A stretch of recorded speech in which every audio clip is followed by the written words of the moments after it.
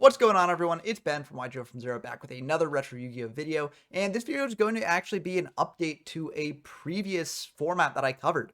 And that format is all the way at the very start of my channel and the game's history, and that is LOB format. Now, LOB format is the format that just has the cards from Legend of Blue Eyes booster pack, and that's it. No limited list, no cards from the future, that's it.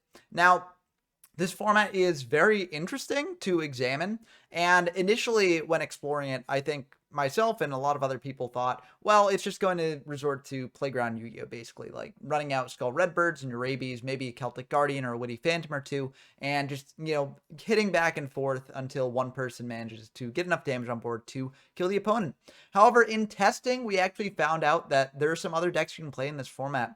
Beyond just the sort of like standard aggros that are just using these beat sticks, you can also play things like Exodia, which is a wild thing to say, as you'd think without any ways to search into the pieces, it would be dead in the water. However, if you play 3 of each piece, then you can actually draw it like fairly consistently over the course of a game. And Exodia became a very big threat, eating these standard aggro sorts of decks alive. Now, Exodia was expected to be the dominant sort of deck, and we held a locals tournament in this format in my Discord, link in the description down below if you want to pop on for more locals tournaments like this in the future. And we were expecting Exodia to be the top deck, but it actually wasn't. This was actually the topping list piloted by the Duelist Blah. Now, this list may look weird. You might wonder, like, why is Blue Eyes in here? How are you getting this out? You just hard tribute it? And the answer is no. The idea is that you can afford to buff up your hand size to 7 if you're facing an Exodia player, then just discard Blue Eyes for sort of hand size, and then since you're playing Triple Monster Reborn, you can go for a major OTK push on a later turn. And since there's nothing like Waboku, and the only really effective trap in this format is Trap Hole, although there is also Dragon Capture Jar, which can come up, this deck is able to just OTK out of nowhere and kill the Exodia player before they can draw into Exodia. And in testing, this actually worked out well. So they faced a lot of Exodia players in the locals tournament, and they managed to actually win the entire thing. So I figured that I'd feature this deck list on the channel and sort of show it off in action, see how it actually does against some other potential decks. So we've got the deck list as it was. We've got Triple Arm Ninja to pop things like Swords of Revealing Light, which is a very annoying card to deal with otherwise. We've got Triple Blue Eyes to discard and then bring back. Triple Celtic Guardian, Triple Witty Phantom. You do go down all the way to a 1300 beater in this deck, so of course you're playing all the 1400s. We've got your Rabies, which is the 1500 beater. Triple Skull Redbird, which is 1550. Triple Giant Soldier of Stone, this is both a 1300 beater and has a lot of defense points, which can come up in some situations. We get Triple Darkhold, Triple Fisher, Triple Monster Reborn, Triple Pot of Greed, and Triple Raigeki. And the last card is Triple Stop Defense. This can be really good against Exodia decks that potentially set their pieces as bluffs. You fire a Stop Defense, flip it up. Since the Exodia pieces have very low attack and defense, this will enable you to get in for a lot of damage. For the side deck, we've got Triple Man-Eater Bug, Triple Aquamador, Triple Dark Magician. You may think this is a little bit weird, as Dark Magician is just sort of like an inferior copy of Blue Eyes. But the reason why we have these Dark Magicians here is because if the opponent brings in Dragon Capture Jar to stop this deck, then Dark Magician can actually get around that. And the 500 difference in attack actually isn't too much. So you can still often OTK even if you're just using Dark Magicians instead. And maybe in the future, people, when doing this deck, will just opt to play Dark Magicians in the main. There's no real good out to this card. We've also got Triple Swords of Revealing Light and Triple Trap Hole. These are if you're going up against a more of a standard aggro deck. We do have a fusion deck filled in here. Blah didn't in their original list, but I do think that it's good to have, just because fusion decks do exist in this format. That's something else that was found out in testing. People can make Gaia the Dragon Champion and then reborn the pieces back from the graveyard to do a similar sort of OTK to the Blue Eyes deck. But the Blue Eyes deck actually did face that deck in the tournament as well, and it actually did manage to beat it. So this is the deck that we are showing off on the channel today. But without further ado, let's dive into some games and see how they actually go. Okay, we've got a game against Yami Chaotico, who has appeared on the channel quite a bit in the past, and they're very active on the Discord as well often, so happy to have them on. We do win the Rock, Paper, Scissors, which is pretty important in this format, although honestly you may want to go second because, like, that way you get the battle phase, which is very important with all the removal in this format. you're likely going to have a way to deal with your opponent's cards. We're going to fire Pot of Greed now, and we're actually just going to set the Giant Soldier, set the Monster Reborn, pass back to our opponent. I think we should have set the Stop Defense instead. There's no hand disruption in this format, and if they do have an Armed Ninja to snipe the Monster Reborn, that would be bad for us. But it's our first time playing in a while, so this was a very minor misplay. You might be wondering why we're holding the Pot of Greed and not using it yet. The reason for this is I'm waiting to draw into something like a Blue Eyes, so that way we can Pot of Greed up to 7 cards in hand and then discard the Blue Eyes pretty easily. So it might not happen, but honestly, we don't really need to dig for much in this deck. So I think this is fine. They're just going to pass to us, and that's feeling pretty good. We don't draw Blue Eyes, but we might as well see if we can get there, and we Pot of Greed. Unfortunately, we don't. So we're just going to bring out a Trial of Nightmare as well and get in for 2,600. We could have potentially gone more aggressive with a Celtic Guardian or Witty Phantom. But I feel like just bringing out the 1,300s to die to something like a Dark Hole is probably better than wasting one of the 1,400s on that. They're going to bring out a Skull Redbird, which is quite unfortunate. We don't really have a way to deal with that. They're going to hit in for 1,550. They're going to pass back to us. We draw another Celtic Guardian, and we don't really have a way to stop that. We're going to set this Witty Phantom here. Pass back to our opponent. And you're seeing one of the potential flaws in this deck is that if we're not up against Exodia, things like Stop Defense can be pretty dead here. And we just drew another one, so that's fun. We're going to set a Celtic Guardian. We can't set Armed Ninja because then we'd pop our own Reborn. If we had set the Stop Defense earlier, then we could have potentially set the Armed Ninja instead. But as is, we can't do that, so it's kind of rough. They're going to hit over the Celtic Guardian, set one, and we have the read that that's Armed Ninja, so we're just going to pop their board. It is indeed Armed Ninja. We don't want to lose the Reborn. We're going to bring out this Celtic Guardian and just attack in for 14. We could have potentially Reborned back a Skull Redbird, and we were actually thinking of that. But I feel like we can save the Reborn for when we actually have a lethal amount of damage here. They're going to bring out a Urabi and hit in to our Celtic Guardian here. We can also use the Reborn here to clear the Urabi if we wish.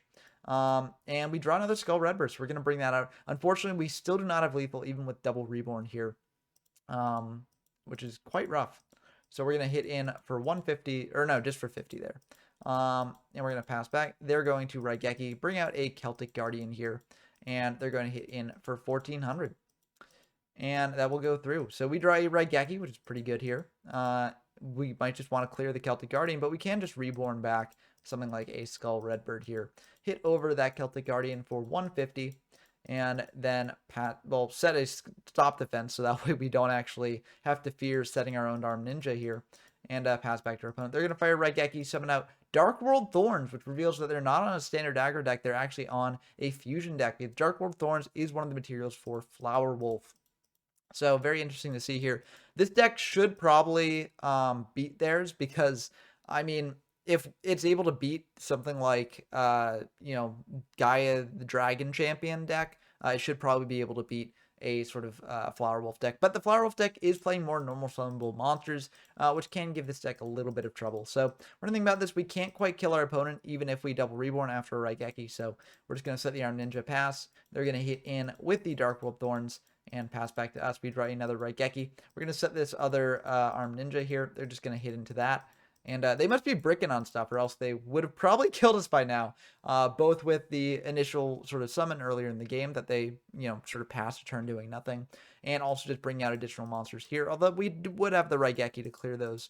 So yeah, we're gonna go for a Reborn here, fisher away their Dark World Thorns, and hit in for 1,550. We were initially saving the Reborns for when we could actually get a, you know, actual lethal line here.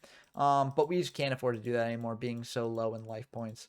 So hopefully we can set up for a lethal line next turn. And yeah, if they're just going to pass, I mean, we win this either way. We do draw into Blue Eyes, which isn't going to do us any good here. We're going to Monster Reborn, bring back Celtic Guardian, and hit in for lethal. So going into game 2, we just side out the Stop Defenses and put in Sword of Villain Light. As Sword of Villain Light is very good, and the Stop Defenses were pretty useless against that deck there. So luckily we won that game. I think if they were on a standard aggro deck, they might have actually won that one. Because they likely wouldn't have had bricks in hand, and they would have been able to press their offensive more often. So, good to keep in mind for the future that this deck might have a problem against, you know, more typical standard aggro decks. Which actually is kind of cool because it makes a triangle between this deck, standard aggro, and Exodia. So, it's good to know about. But we are going to just get aggressive here, bring out Skull Redbird, hit in for 1,550. We could have potentially saved it and brought out Urabi instead, but we want to force them to use removal on this, and they will indeed. They're going to do that, and then they're going to bring out a Celtic Guardian, hit in for 1,400. They're going to pass back to us. We draw a Dark Hole, which, we've got removal for days. So we're just going to bring out a Uraby, hit in here for 1,500. We're just trying to get aggressive early because we've got ways to clear their board. They have swords, though. That's very unfortunate. We do draw Armed Ninja. We actually are not going to commit it. And this may seem a little bit weird, but the way I figure it is we've got enough removal to clear their Armed Ninjas. And if we set up swords here, we can sort of wait out their swords and be in a better position later. This will also potentially let us draw into something like Blue Eyes and discard that for hand size. So that's part of, that's why I'm doing this. I think that maybe is a bit greedy, but then we did draw this Blue Eyes, so yeah, we will be able to go for this. We're going to pitch the Blue Eyes in the end phase. They're going to bring out a set, and this will just be the end of the game. We're going to Raigeki that, reborn back the Blue Eyes, reborn back the Skull Redbird, and yeah, this will be the end of the game here. Now, you might notice that we actually didn't need this Blue Eyes, or no, we did need the Blue Eyes.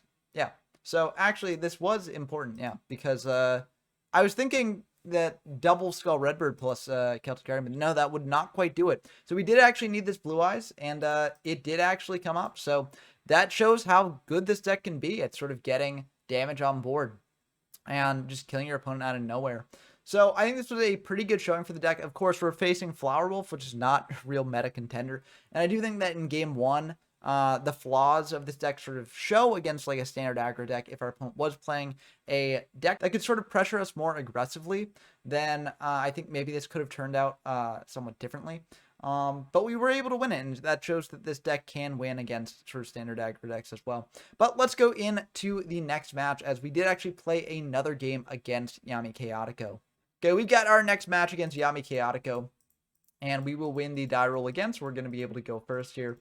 And they're still playing the Flower Wolf deck. We do know that because this was just a direct rematch after this. We're going to set this Giant Soldier. They're going to Pot of Greed. They're going to Pot of Greed again. They're going to bring out Celtic Guardian and attack into our Giant Soldier. They're going to take 600, which is part of why I did this. But unfortunately, we don't have any ways to remove the Celtic Guardian outside of just summoning out a Uraby. So they do have Trap Hole for that, which is kind of what I figured based on how they were playing game one with how they were setting things. But there wasn't really anything we could do there. We had to get sort of aggressive to try and hit that Celtic Guardian, but our opponent is going to be able to hit in for 2,600 here. We will indeed have to take it. We draw Uraby, so we will be able to clear that Celtic Guardian here, and that will indeed go through. So they're going to switch that Dark World Thorns to defense, set one, pass back to us, and I think I maybe make a misplay here. I figure, I want to bait out their set if it's like Maneater first, and then attack into the Maneater next turn or not next turn, this turn, by summoning out a monster and hitting over it. So I just stopped the fence that. They pop the Uraby, and then we get in over the Maneater bug for some damage. Now, I figured that this would be a good play because I'd get in for damage, but I think if I had just attacked with the Uraby into Dark World Thorns, then just sort of passed back to them, they would have had to flip up the Maneater bug to pop our Uraby anyways, and then we could just attack over it next turn anyways. So I think that ultimately this was a bit of a misplay here. Even though we did get in some damage. It's a very, very minor one, though. But yeah, we do take this 1,200. We might not have taken that. We would have taken probably 750 less, because that is the amount less that Maneater Bugs has to Dark World Thorns. We will still be able to clear that Dark World Thorns and get over that. So they're going to take 200 here. We'll pass back to them. They've got a Uraby. They'll be able to hit over our Witty Phantom here. And they are going to pass back to us. We've got a Skull Redbird, so we can hit over that Uraby. We don't have to use the Fissure yet. Maybe we should have just used it to get aggressive, but I think we can save it for later. They've got Dark Hole. They've got Celtic Guardian. They're hitting in for 1,400. And they'll just pass back to us. We draw another Celtic Guardian. We're going to bring that out, Fissure away their Celtic Guardian, hit in for 1,400 here, and then just pass back to them. And this is how a lot of games in this format do go. They're going to hit in for 150 off that Skull Redbird, pass back to us. We draw Giant Soldier, so we'll have to set that sort of wall up here. They've got Raigeki, unfortunately. They've got this Silver Fang here, and that will indeed be lethal damage. So maybe if we hadn't taken that 750, we actually would have survived. But, given the contents of our hand, it wouldn't have turned out well probably either way, because we would have survived this turn, but then we have no way to clear their board next turn unless we draw Dark Hole or Raigeki. But if we do, we get in for 1,400 next turn. If they've got a way to clear that or just hit in for a little bit of damage, then we just lose the game. So I think we were going to lose this game either way despite the misplay. And that's kind of rough. And it does show how, you know, if you can bring out these beaters and just keep pressing this deck can really suffer. I mean, we drew Blue Eyes, but we couldn't actually wait to get 7 cards in hand as we needed to deal with their aggressive threats, which is a major flaw when this deck faces a more standard aggro deck. But we're going to go into game 2. Hopefully we'll be able to win that one, especially siding in things like Swords Revealing Light to stop their aggressive pressure. And yeah, we're just going to draw, set a Giant Soldier of Stone, and pass back to them. They're going to set one, pass back to us. And we could fire Swords to see what it is, but I have a strong read that it's Man Eater Bug, so we're just going to hit into that. And they're going to pop the Giant Soldier. And, you know, we're just going to pass back to them. They're going to pass back to us. We draw Dark Hole, and we're going to bring out Witty Phantom here. Hit in for 2,800. And yeah, we'll pass back to them. They are going to fire Dark Hole. We'll lose both our monsters. They're going to summon out a Skull Redbird, hit in for 1,550. Pass back to us. We're going to fire the Pot of Greed. Just see what else we get. Because we didn't necessarily want to use up the Dark Hole on the Skull Redbird, but given that we drew another, I think we're fine. Just committing that, attacking in for 1,550 here. Passing back to them. They've got a Dark Hole for our Skull Redbird. They've got a Reborn, but they can't quite kill us with triple Reborn here, so we feel fine about that. They're going to hit in for 1,550. They're going to pass back to us. We draw a Raigeki, so we can feel fine Dark Holing that. We're going to summon out Urabi, attack in for 1,500. And now I feel like we can't really die here that easily because they don't have triple Reborn, they just have double Reborn. But given that they are on Flower Wolf and can get out some additional damage, potentially with the special summon, we are just going to fire a Sword of Revealing Light here just to play it safe. Like, I think we win next turn through most things. The Armed Ninja is kind of unfortunate in hand here. But if we draw just any other monster, I think we likely win. I mean, I guess they could have Trap Hole or something, but they're going to go for a Monster Reborn on that Giant Soldier, pass back to us, and yep, that Celtic Guardian will indeed do it. So we're just going to hit in with Celtic Guardian and Urabi, and we would have won even with this Reborn. And they're going to reveal that they were on double Silver Fang, double Polymerization here. Yeah, that's what happens sometimes when you're playing a fusion deck like this, but yeah, kind of unfortunate they weren't able to bring out their Flower Wolf there. So that's going to be a game 2. We did actually manage to win that. And I do think the swords are very, very nice in this deck. I think, honestly, maybe it could be worth main decking swords instead of Stop Defense. Although, with Exodia, you do want to get in, like, every bit of damage you can. I think the deck already has a pretty decent matchup against Exodia without the Stop Defenses, and you can always side them in if your opponent is on Exodia. So we are going to go into game 3. We are going to be going second here. But again, you know, we get the battle phase. So that's actually not that bad. They're going to set 2, pass back to us. We draw a Swords. And we're actually going to make a play here that I think, honestly, maybe I shouldn't have done. So I have the read that that's a Man Eater Bug. Because, you know, they set 1 back row here. So if it was like an Armed Ninja, they're risking their back row if it's a spell. So I figure, and also, you know, they're just risking us summoning out a monster running over it. So I figure that's probably a Man Eater Bug, gonna pop one of our monsters, so I do just fire the swords now, and it unfortunately is an Armed Ninja. So they do get us with the big brain play there. We're gonna attack in to the Armed Ninja, pass back to them, and they're gonna bring out a Urabi, hit in to our Witty Phantom here. Very unfortunate.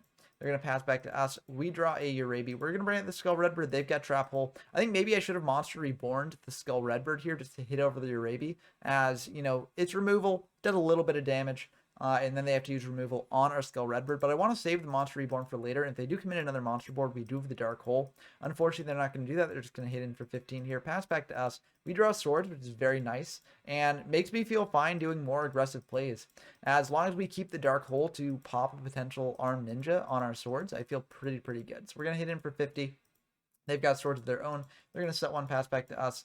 And I draw Armed Ninja, and I think, honestly, maybe I could have set it. But they haven't used up any mass board clears, so I figure, you know, we're just going to sit on the Skull Redbird and just wait out their swords with the swords of our own. I feel like this is still a pretty decent strategy. As long as you've got the initiative on the swords, I feel like it's pretty good.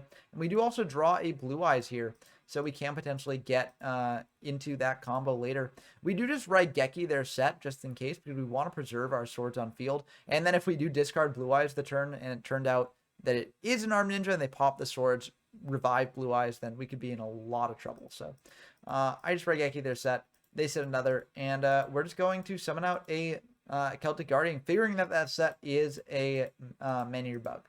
And we are indeed correct. So they're going to pop the Celtic Guardian there. We'll pass back to them. They've got Fisher for our monster. They're going to bring out a Celtic Guardian, attack in for 1,400, and pass back to us. We draw a Giant Soldier. We're going to bring out Urabi. They've got Trap Hole, though, so they'll be able to get over that. And we just kind of do have to Dark Hole that because we can't afford to be bleeding damage. And you'll notice a problem here that now we're well below the threshold where we can actually discard a Blue Eyes. If we draw another Pot of Greed, we can get close, but we've got to deal with this aggressive pressure yet again. So it's a major flaw. We draw another Blue Eyes again. And yeah, this is just showing how bad this matchup can be against a sort of more aggressive deck. But that's part of the fun of this format and with a triangle sort of style. They've got Raigeki here, so they'll be able to pop our monster. And they're going to go for the Flower Wolf. So I'm really glad we got to show this off on camera here. And they've also got this Silver Fang in hand to finish us off. So very, very cool to see the Flower Wolf deck actually being able to get a dub with Flower Wolf. But I think that this game was very, very illustrative, both of this deck's strengths and of its flaws. Now, if you want to see this deck facing off against Exodia decks, you can watch the local stream, which first featured this deck, as Blah did face a lot of Exodia players in that tournament. And so you can sort of see how well this deck is at combating that menace. But for a more aggressive matchup, this might not be the best. And honestly, part of that probably comes down to side decking. If you see that you're up against a more standard aggro deck, you probably should side out the Blue Eyes for Trap Holes. So that way you get Trap Holes and Swords. And that will be pretty good against this sort of aggressive deck. And yeah, we didn't do that because I wanted to show off what the Blue Eyes sort of strategy would look like against this sort of deck. But that's what you should do in the future. But let me know what you thought of this game and of this deck. Do you think that you want to see more LOB format coverage in the future, or just, coverage of these really, really old unlimited formats that I covered early in my channel's history later on? Let me know down in the comments below. And also, if you enjoyed this content, please do leave a like and subscribe. It really does help out the channel. We're almost at 1,000. We're only 200 away because we just hit 800. I'd really like to reach 1,000 at some point soon. So, definitely do that if you're interested in the channel. And until next time, I've been Ben from YGO from Zero, and I'm signing off.